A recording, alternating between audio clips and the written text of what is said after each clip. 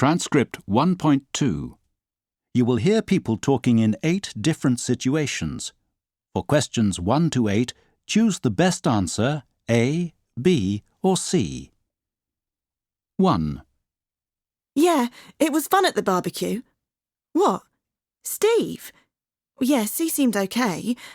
I mean, we seem to have lots in common. Like, we're both into hip-hop music, and it turned out he's a skateboarder too, so yeah, that was interesting. The conversation did tend to be all about him though, which I know he was probably nervous, but still. Yeah, he was a bit of a comedian, I suppose, but I actually thought some of the stuff he said was pretty funny. And he was really sweet at the end when he offered to walk me home. So it wasn't all bad.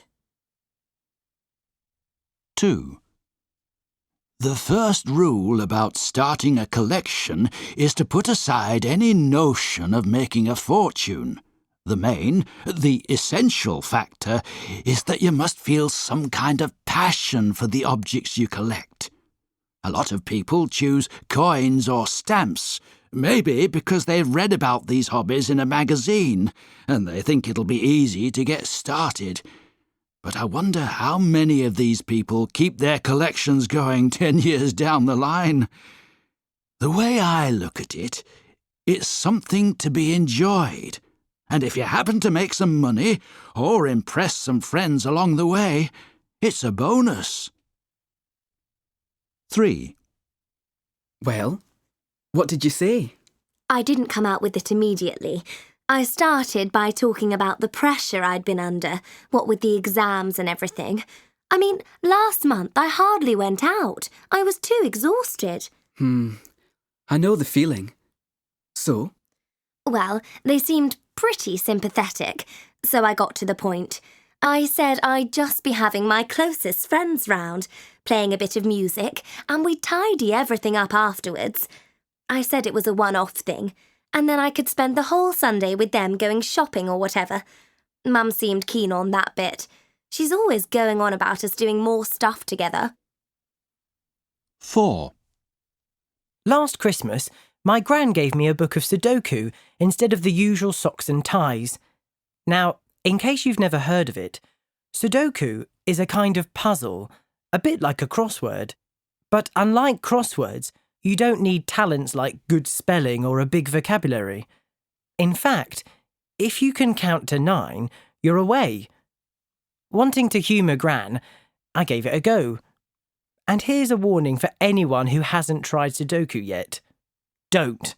It will take over your life. Over the past year, I've probably spent more time doing Sudoku than I have playing computer games, and that's saying something. 5. As any birdwatcher knows, observing songbirds in your own garden is a constant source of interest and delight. But attracting birds is not always straightforward.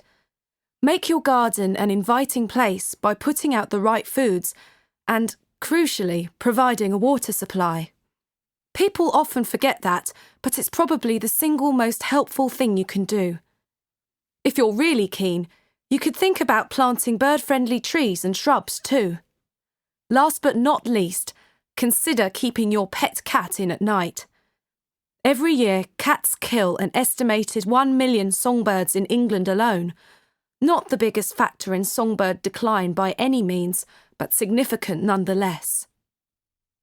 6. I've only ever had one real hobby, and that's music.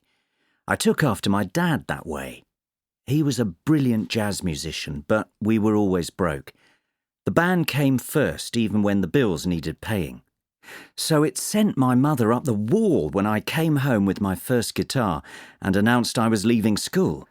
I was a pretty good maths student, so I think she was hoping I'd work in accounting, something with a good salary. But for me, well, I'd rather be poor as long as I'm doing something I love. Luckily for me, I didn't have to choose. 7. We ought to do something. We shouldn't just watch TV all the time.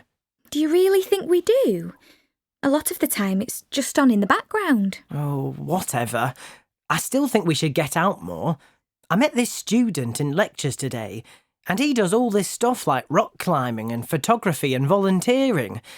It made me feel really boring. Oh, you're not boring. But perhaps we should do something else. Like, oh, I don't know. Maybe go for a bike ride tomorrow. That's one option. Although, I think we could probably come up with something even better. Let's think.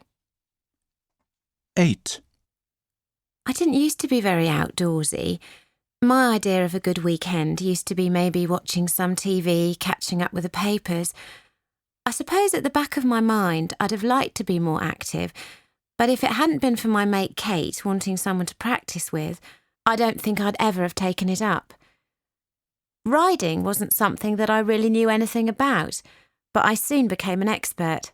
Something like that anyway. The house is full of horse kit, horse books. There are even horses on the curtains and sofa cushions. I guess I ended up getting really carried away.